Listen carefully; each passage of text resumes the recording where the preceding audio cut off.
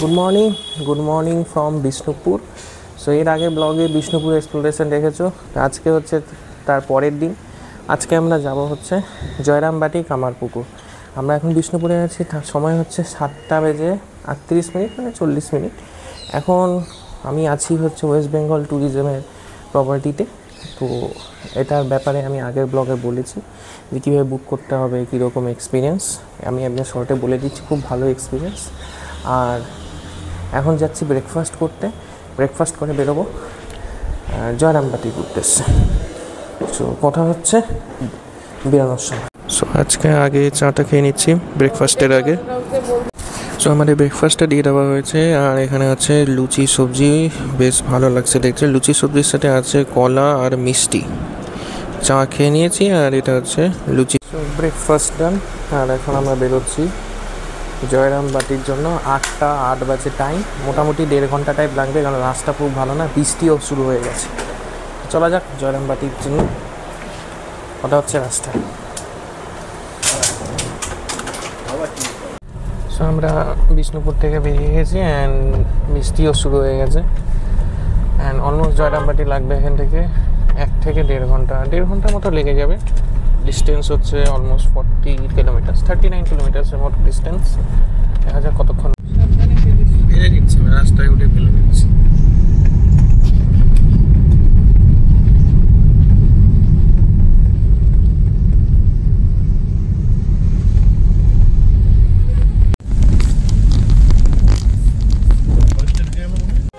So এটা হচ্ছে কোটলপুর, আর এখান থেকে জয়রামবাটির রাস্তা আলাদা হবে। এখান থেকে আমরা চলে যাব রাইটে, যেটা হচ্ছে জয়রামবাটি যাচ্ছে, আর স্ট্রেট চলে গেল আরামবাগ। রাইটে আমরা যাচ্ছি, এটা জয়রামবাটি। বিষ্ণুপুর থেকে আসার সময় এই দিক দিয়েই জয়রামবাটি যায়, কোটলপুর মোড়। এখান থেকে জয়রামবাটি অ্যাপ্রক্স 10 কিলোমিটার্স। সো প্রায় জয়রামবাটির কাছাকাছি চলে এসেছি। এখান থেকে জয়রামবাটি আর হচ্ছে মাত্র 60 কিলোমিটার, 6 কিলোমিটার। জায়গাটা খুবই সুন্দর হতে চলেছে যখন আমরা জয়রামবাটির দিকে আগাচ্ছি রেল দিয়ে। খুব সুন্দর জায়গা, একদম গ্রাম্য রাস্তা। এই হচ্ছে জয়রামবাটি মায়ের মন্দির, মানে সারদা মায়ের মন্দিরের প্রাঙ্গণ। এটা হচ্ছে মন্দির, মেন মন্দির। আর এখানে আছে হচ্ছে মা সারদা মায়ের পুরনো ভিটে আর নতুন ভিটে, দুটোরই কনসেপ্ট করে রাখা হয়েছে। ভিতরে ফটোগ্রাফি অ্যালাউড না, তাই এখান থেকেই দেখাচ্ছি। আর এটা হচ্ছে অফিস, মেন গেট দিয়ে ঢুকে বাদিকে। এখানে যারা ভোগ খেতে চায় তারা এখান থেকে কুপন আগ্রহ করতে পারে। কুপন হচ্ছে সকাল 9টার থেকে দুপুর 11টা অবধি দেওয়া হবে, আর ভোগ দেওয়া হবে 11:30টার থেকে। আর এই হলো ব্যাপার। এটা হচ্ছে পুরনো বাড়ি আমি দেখলাম ভিতর থেকে। এখানে রান্নাঘর থেকে শুরু করে যেখানে মা সারদা থাকতো, সমস্ত কিছু, যেখানে জগদ্ধাত্রী পুজো হতো, সব কিছুই প্রিজার্ভ করে রাখা। টোটাল 5-6টা ঘর আছে এই এরিয়ার ভিতরে। আর এই সাইডে হচ্ছে মাতৃমন্দির, আর ওই দিকে হচ্ছে নতুন বাড়ি। এটা হচ্ছে টাইমিং, দেখে না, শীতকাল আর গরমকালের টাইমিং কিন্তু আলাদা আলাদা থাকে। নতুন বাড়ির ভিতরে ফটোগ্রাফি প্রহিবিটেড। এর সামনে কেউ জুতো খুলবে না, জুতো রাখার জন্য এখানে স্পেসিফিক জায়গা আছে। এটা হচ্ছে মেন গেট থেকে ঢুকে ডান দিকেই, এখানেই একবারে জুতো খুললে যাবেন ওই মাতৃমন্দিরে ঢোকানো, নাহলে আবার আপনাকে রিটার্ন করতে হবে।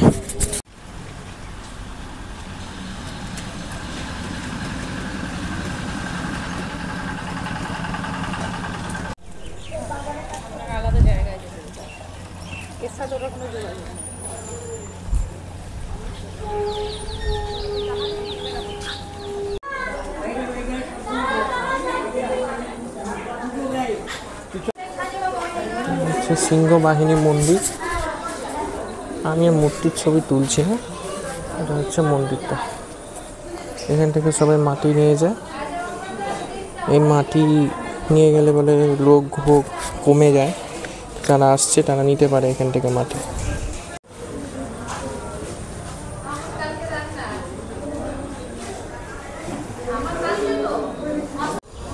সিংহ বাহিনী মন্দিরের দুপাশে দুই সিংহ।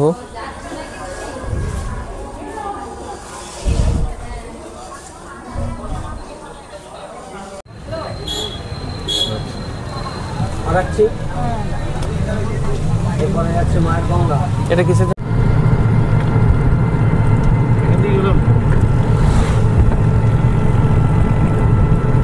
মনে হয়? এটা হচ্ছে সারদা কানন। এটা শহর থেকে একটু দূরে, খুবই সুন্দর জায়গা, খালি মাঠের মধ্যে। মন্দিরে জল দিয়ে ভাইদেরকে স্নান করিয়ে এখানে বসে মুড়ি খেয়ে আবার মন্দিরে ফিরে যাবে। এটা হচ্ছে মায়ের গঙ্গা। এই জায়গাটাতে, এই জায়গায় মা সারদা মণি এই যে ভাইদেরকে নিয়ে আসতেন, স্নান করতেন, এটাকে গঙ্গা হিসাবে পূজিত করতেন, মানে স্নান করতেন, মুড়ি খাওয়াতেন, একদম স্ট্রেট। আর এখানে খুব মজার বিষয়টা হচ্ছে, বা এখান থেকে মন্দিরটা দেখা যায়, আপনি দেখতে পাবেন। এখান থেকে আমি এখন আনকাট সিন মন্দিরটা দেখাবো। এদিকে হচ্ছে মায়ের গঙ্গা আর এইদিকে হচ্ছে মন্দির।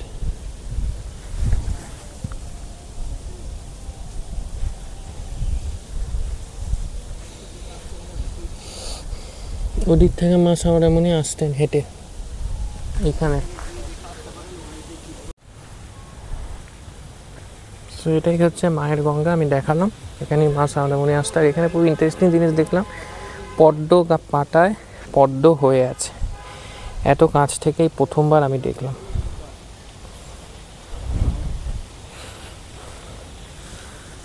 এই হচ্ছে সুন্দর একটা সাজানো জায়গা। আপনারা দেখুন, মহাদেবের টাইপ মূর্তি করা আছে। আর এই হচ্ছে সেই নদী।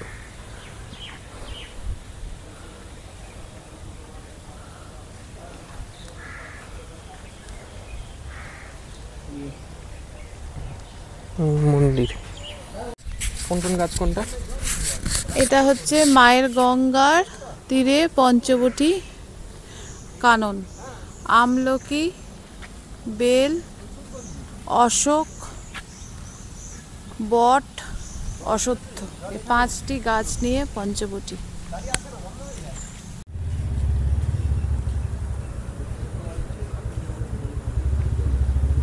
আর ওই দুর্গা মন্দির ঠাকুর নিজে প্রতিষ্ঠা করেছিলেন।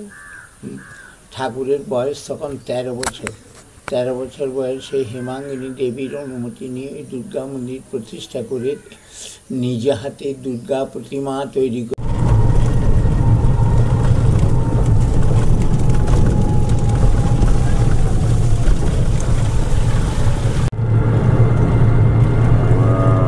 ওই বড় হাঁসটা দেখো এখানে। এখানে হচ্ছে ভোগ খাওয়ানো হয়, আর এটা হচ্ছে ভোগের লাইন। এই যে এটা হচ্ছে ভোগের লাইন, আর আমার ভোগের কুপনটা আমি এখন দেখাচ্ছি। এই হচ্ছে আমার ভোগের কুপন, যেটা হচ্ছে আপনারা 11টার মধ্যে কালেক্ট করতে পারেন। ভোগের টাইম কিন্তু 11:30 থেকে, আর এখন টাইম হচ্ছে 11:23, 7 মিনিট বাকি আছে। আর সুন্দর কভার করা আছে জায়গাটা, আর এরকমভাবে লাইন হয়।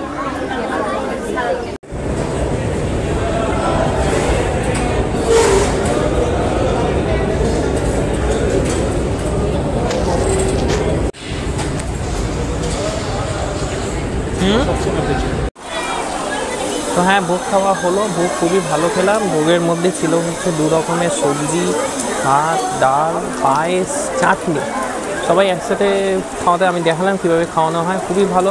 আর যদি জয়রামবাটি আসছো তো অবশ্যই এটা ট্রাই করতে পারো। আর জয়রামবাটির এখন ট্যুর শেষ, এবার আমরা যাবো কামারপুকুর। আর বৃষ্টি শুরু হয়ে গেছে পুরো। এখন আমরা জয়রামবাটি থেকে কামারপুকুর যাচ্ছি, which is almost 10 kilometres or 9 kilometres from Jayrambati. আর প্রচণ্ড বৃষ্টি শুরু হয়ে গেছে, আর টাইম হচ্ছে এখন 12:42। অ্যান্ড আগে গিয়ে আমরা কামারপুকুর এক্সপ্লোর করবো, দেন রামকৃষ্ণ মঠ যেটা, সেটা আমরা ঘুরবো। কামারপুকুরে পার্কিংয়ের অপোজিটেই মিষ্টান্ন ভাণ্ডার আছে কামারপুকুরের, যেটা ফেমাস সাদা বুডিয়া। এখান থেকে আপনারা কিনতে পারেন। পার্কিংয়ে রামকৃষ্ণ মঠের যেটা পার্কিং আছে, পার্কিংয়ের ঠিক অপোজিটে দোকানগুলো। যেটা ভূতির খালের পরে খনন করা হয়েছিল, গ্রামের লোকেদের সুবিধার জন্য। পাশাপাশি কামারদের বসবাস ছিল, ওই জন্য নাম দেওয়া হয়েছিল কামার পুকুর বলে। বর্তমানে পুকুর তো বেশি ব্যবহার হয় না, নোংরা জল বাড়ির জলগুলো যত এসে জমা হয় পুকুরটার ওই জন্য অবস্থা এরকম হয়ে গেছে। আচ্ছা, ধন্যবাদ।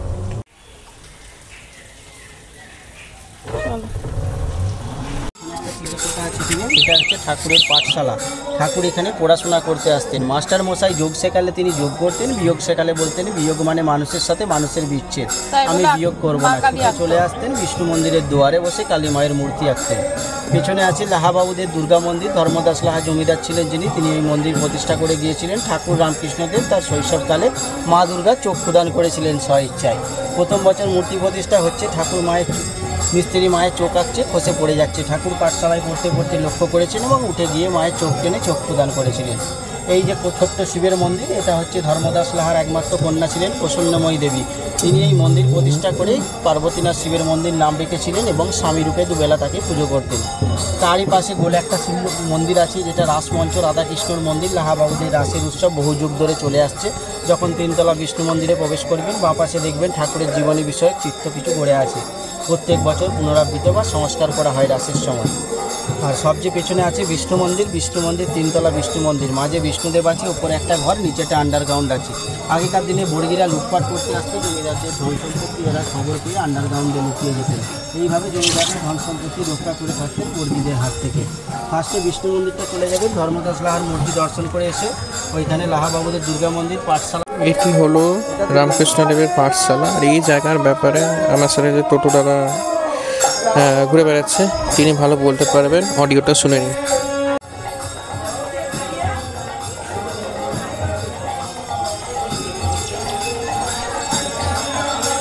ইনি তখনকার দিনের একটা বড় ব্যবসায়ী ছিলেন। ওনার ঘরকেই এখন বিষ্ণু মন্দির হিসাবে জানা হয়।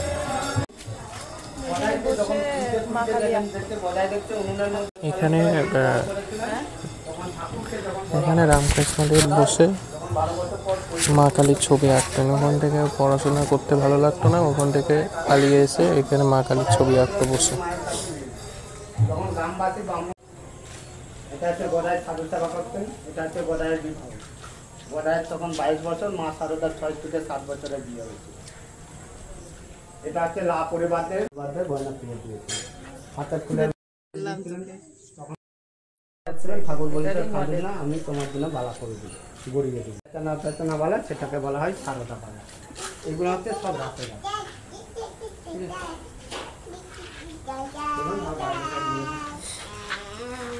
কিন্তু সেই আমলের বিয়ের জিনিস, বা ওনাদের যে বিয়ে হয়েছে সে তখনকার কুলা, এটা তখনকার ঘট, এগুলো তখনকার রামকৃষ্ণর মা শারদার জিনিস। এটা এমনি এমনি মানুষ আসে না, ব্যবহৃত জিনিস।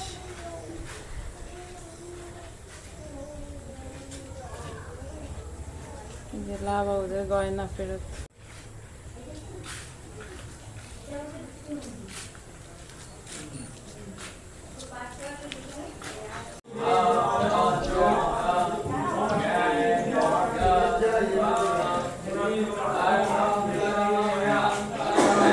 পাঠশালাটার কন্ডিশন দেখো আগের মতোই প্রায় আছে, কিছু চেঞ্জেস হয়নি।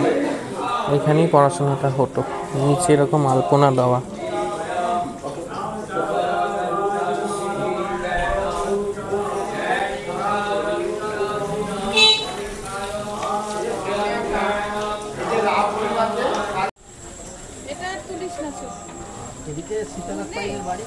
কি হয়েছিল কি বলে? এখানে শ্রী রামকৃষ্ণ শিবরাত্রিতে নিজের শিব সেজে যাত্রা করছিল, করতে করতে ভাব সমাধি হয়ে সে সমাধিস্থ হয়েছিল তিনি।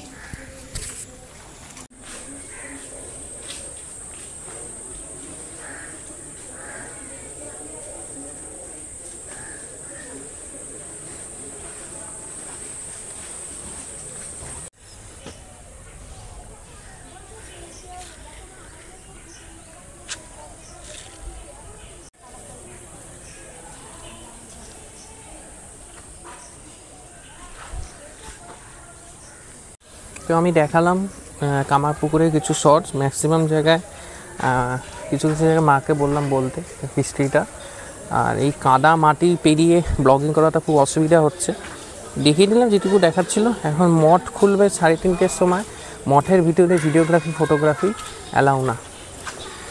শ্রীরামকৃষ্ণ মঠের টাইমিং ভিজিটিং আওয়ার্স 4টা লেখা, এমনিতে শুনছি তো 3:30টায় খোলে, এবার দেখি কখন খোলে।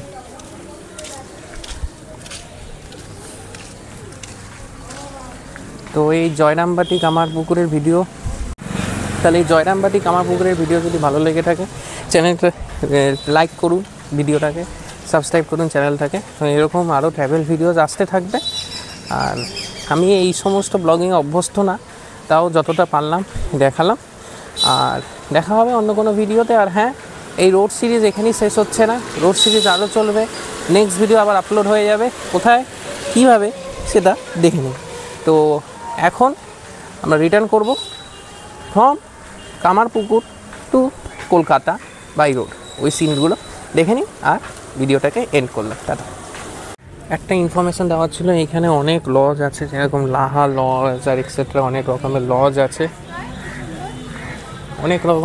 আছে, লাহা লজ, অনেক রকমের লজ। বাট যারা স্ট্যান্ডার্ড টাইপ লিভিং চায়, তো স্ট্যান্ডার্ড টাইম লিভিংয়ের জন্য কামারপুকুরে আমার চেনাশোনা কোনো জায়গা নেই। বাট জয়রামবাটিতে অনন্যা হোটেল বলে একটা হোটেল আছে, যেখানে আমার দিদাও ছিল, সেখানে থাকতে পারেন। আপনি গুগলে সার্চ করে দেখতে পারেন, হোটেলটা খুব better. And for better Jayrambati কামারপুকুরে আপনার বিষ্ণুপুরে থাকতে পারেন। বিষ্ণুপুরে আপনার অনেক প্রায় 6-7টা ভালো স্টে অপশানস আছে কম্পেয়ার টু জয়রামবাটি কামারপুকুর। যারা গাড়ি করে আসছে পার্সোনাল বেসিসে, তারা বিষ্ণুপুরে থাকুক, আর সকাল সকাল আপনার জয়রামবাটি কামারপুকুর চলে আসতে পারে। আর এইসব লজ অনেক ব্লগে দেখে ইজিলি পেয়ে যাবেন, কিন্তু স্ট্যান্ডার্ডাইজ লিভিং কিন্তু এগুলো না, নর্মাল মিডিল ক্লাস লোকেদের থাকার জন্য।